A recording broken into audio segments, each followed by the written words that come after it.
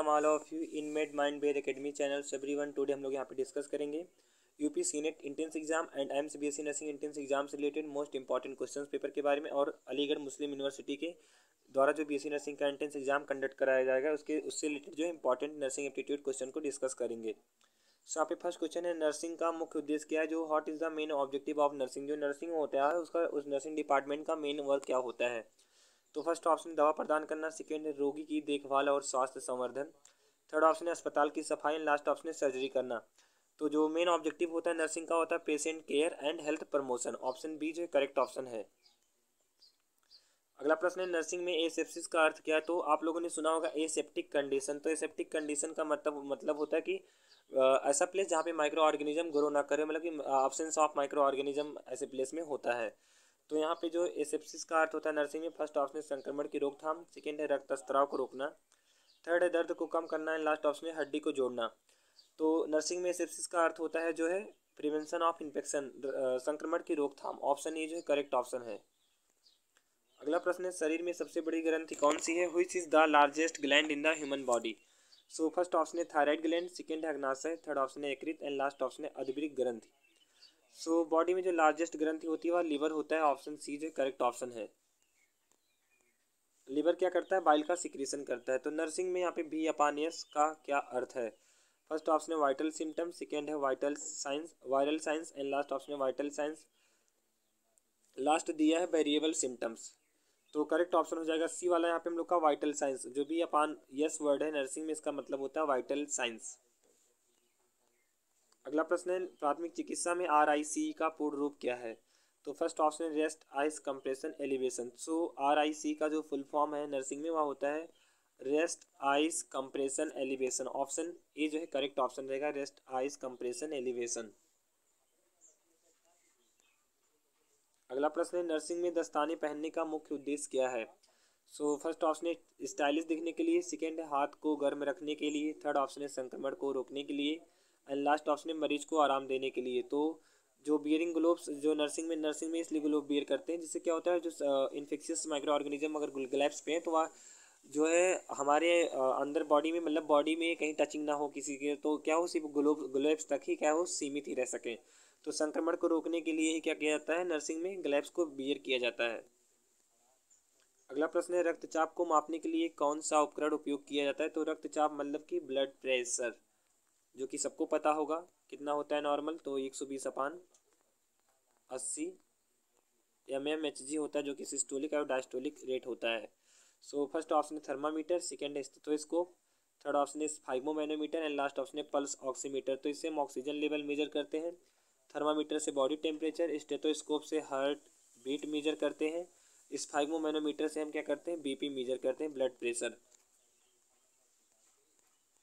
अगला प्रश्न है, नर्सिंग में CPR का क्या अर्थ है? तो फर्स्ट ऑप्शन है कार्डियक प्रेशर रिकवरी, सेकेंड है कार्डियो पल्मोनरी रिसस्टिटेशन, थर्ड ऑप्शन है critical pulmonary response and last option है कंटिन्यूअस पेशेंट रिवाइवल।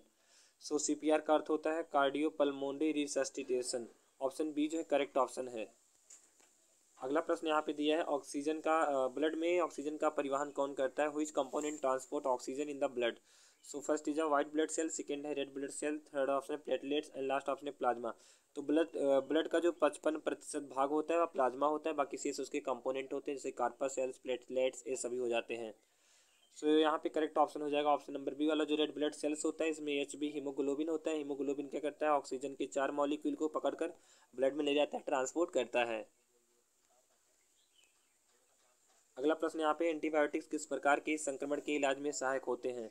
तो फर्स्ट ऑप्शन है वायरल इन्फेक्शन, सेकेंड है फंगल इन्फेक्शन, थर्ड ऑप्शन है बैक्टीरियल इन्फेक्शन एंड लास्ट है सभी प्रकार के संक्रमण, ऑल टाइप ऑफ इन्फेक्शंस। सो जो एंटीबायोटिक्स होते हैं वह जो है बैक्टीरियल इन्फेक्शन के लिए जो है हेल्पफुल होते हैं, इफेक्टिव होते हैं। ये जो है वायरस के ऊपर इनका कोई वर्क नहीं होता है। अगला प्रश्न है, शरीर में सबसे बड़ा अंग कौन सा है? तो फर्स्ट ऑप्शन है हार्ट, सेकेंड है यकृत, थर्ड ऑप्शन है त्वचा एंड लास्ट ऑप्शन है मस्तिष्क। सो जो स्किन होता है वही क्या होता है बॉडी का लार्जेस्ट ऑर्गेन होता है। अगला प्रश्न है, रोगी को इंजेक्शन लगाने की सबसे सामान्य साइट क्या है? तो most common site for an injection, तो फर्स्ट ऑप्शन है आर्म, सेकेंड है पेट, थर्ड ऑप्शन है नितंब एंड लास्ट ऑप्शन है जाग। तो मान लीजिए किसी पेशेंट किसी पर्सन का हाथ है तो जो आर्म वाला पोर्शन होता है ए क्या होता है, इंजेक्शन लगाने के लिए सबसे सामान्य साइट होता है बाह।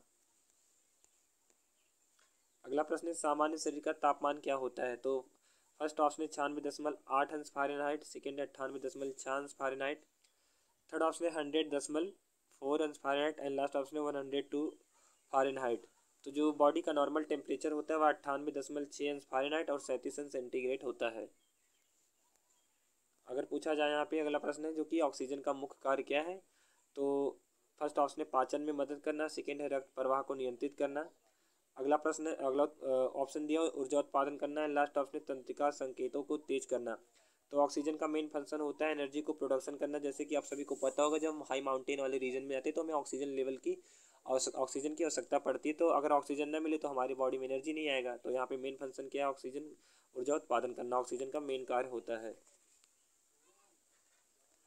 अगला प्रश्न यहाँ पे दिया है घाव की सफाई के लिए सामान्यतः कौन सा घोल उपयोग किया जाता है? तो फर्स्ट ऑप्शन है हाइड्रोजन पेरोक्साइड, सेकेंड है हाइड्रोक्लोरिक एसिड, थर्ड ऑप्शन है एल्कोहल एंड लास्ट ऑप्शन है सिरका।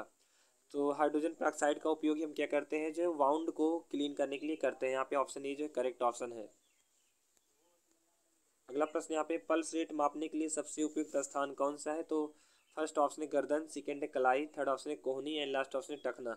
तो जो आप लोगों ने देखा कि मान लीजिए किसी चाइल्ड का हाथ है, जैसे कि हम ऐसे एग्जांपल के थ्रू बना दे रहे हैं मान लो, तो यहाँ पे जो कलाई वाला पोर्शन होता है तो यही जो है पल्स रेट मापने के लिए सबसे सामान्य साइट होता है। तो कलाई जो यहाँ पे ऑप्शन बी करेक्ट रहेगा, कलाई।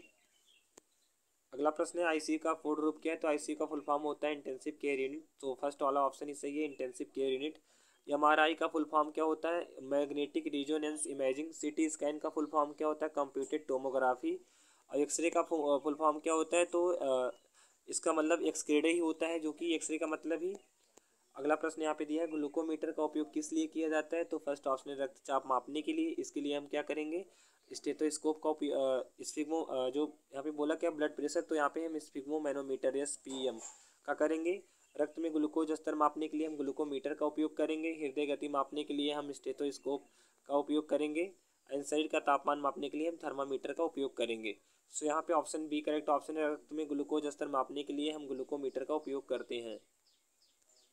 अगला प्रश्न यहाँ पे दिया है एड्रेनालिन हार्मोन किस ग्रंथि से निकलता है? तो फर्स्ट ऑप्शन है पिट्यूटरी ग्लैंड, सेकंड है थायराइड, थर्ड ऑप्शन है अधिवृक्क एंड लास्ट ऑप्शन है पैंक्रियाज। तो पैंक्रियाज से इंसुलिन, ग्लूकेगॉन और सोमेटोस्टैटिन हार्मोन निकलते हैं। एड्रिनल ग्लैंड जो एड्रेनालिन हार्मोन है एड्रिनल ग्लैंड से निकलता है। थायराइड से थायरॉक्सिन हार्मोन, पिट्यूटरी ग्लैंड से जो है यह क्या होती है, बॉडी की मास्टर ग्लैंड होती है, जिससे क्या होता है ऑक्सीटोसिन। इसके जो कई पार्ट होते हैं जहाँ से क्या होता है जैसे कि पोस्टीरियर पार्ट हो गया और इंटीरियर पार्ट हो गया, तो ऑक्सीटोसिन और वैसोप्रेसिन का सिक्रीशन होता है। अगला प्रश्न है नर्सिंग में ट्रायज का क्या अर्थ है? तो फर्स्ट ऑप्शन है रोगी को प्राथमिकता देना, सेकेंड है ऑपरेशन करना, थर्ड ऑप्शन है दवाइयाँ देना एंड लास्ट ऑप्शन है रक्तदान करना। तो ट्रायज का मतलब होता है कि पेशेंट को प्राथमिकता देना, तो रोगी को प्राथमिकता देना नर्सिंग का मेन वर्क होता है और ट्रायज का अर्थ यही होता है।